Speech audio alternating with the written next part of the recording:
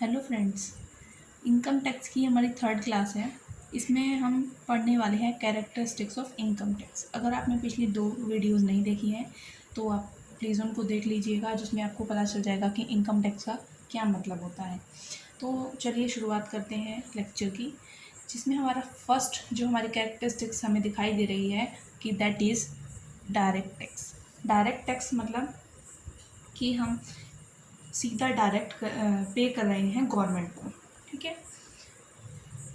और indirect indirect tax क्या होता है, जिसमें हम डायरेक्ट सरकार को नहीं पे करते, हम किसी दूसरे इंसान को पे करते हैं। जैसे कि हम दुकान पर कुछ भी खरीदने गए, उस पर टैक्स लगा, तो वो टैक्स हमने किसको दिया? शॉपकीपर को दिया, ना कि गवर्नमेंट को। लेकिन ये जो टैक्स होता है इनकम टैक्स, ये एक डायरेक्ट टैक्स होता है। जिस जिस इंसान के ऊपर इसका बर्डन होता है वही इसको पे करता है, ठीक है। सेकंड हमारा जो कैरेक्टरिस्टिक्स है वो है कि ये सेंट्रल टैक्स है। ये एक सेंट्रल टैक्स है। क्यों है? क्योंकि ये सेंट्रल गवर्नमेंट द्वारा लगाया जाता है और सेंट्रल गवर्नमेंट ही इसको वसूल करती है, ठीक है। थर्ड पॉइंट हमारा है टैक्स ऑन टोटल इनकम, यानी कि जो टैक्स है हमारी टोटल इनकम पर लगाया जाता है, ग्रॉस टोटल इनकम पर नहीं, ठीक है। ग्रॉस टोटल इनकम मैं आपको बाद में बताऊंगी। पहले हमें ये याद रखना है बस अभी कि जो टैक्स है वो हमारा टोटल इनकम पर लगाया जाता है, ना कि ग्रॉस टोटल इनकम पर। अब फोर्थ पॉइंट है प्रोग्रेसिव टैक्स।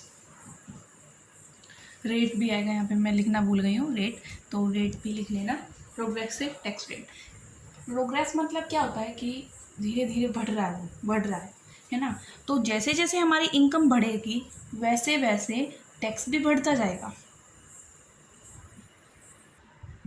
अगर इनकम कम है तो 5% से लगेगा, अगर इनकम कम है वो ज़्यादा हो गई है तो वो 20% से लगेगा, अगर इनकम और ज़्यादा हो गई है तो वो 30% से लगेगा, ठीक है।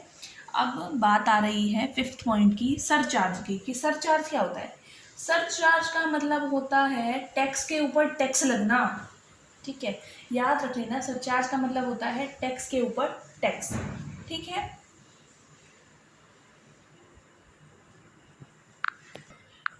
सिक्स्थ पॉइंट है हमारा हेल्थ एंड एजुकेशन सेस।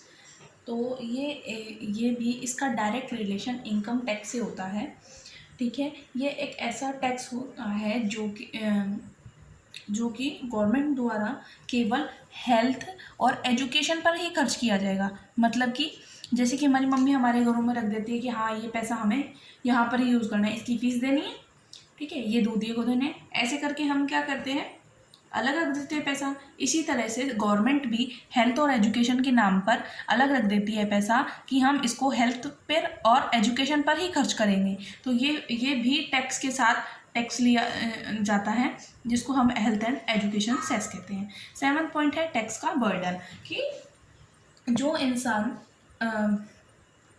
जिस इंसान पर ये लगाया गया है वही तो पे करेगा, और कौन सी रेट से करेगा? प्रोग्रेसिव रेट से। यानी कि जैसे जैसे हमारी इनकम बढ़ती जाएगी वैसे वैसे हम क्या करेंगे, टैक्स की रेट्स भी बढ़ती जाएंगी, ठीक है। अब एट्थ पॉइंट हमारा जो आ रहा है दैट इज एडमिनिस्ट्रेशन। कि कौन वसूल करता है? ये करता है हमारा इनकम टैक्स डिपार्टमेंट द्वारा कलेक्ट किया जाता है ये, ठीक है। और इसका जो कंट्रोल होता है वो सेंट्रल गवर्नमेंट के हाथ में होता है, ठीक है। तो आज हमने करी कैरेक्टरिस्टिक्स ऑफ इनकम टैक्स। उम्मीद है आपको जाएगा। सो लाइक एंड कमेंट ज़रूर कीजिएगा और सब्सक्राइब करना मत भूलिएगा। Thank you so much for this video.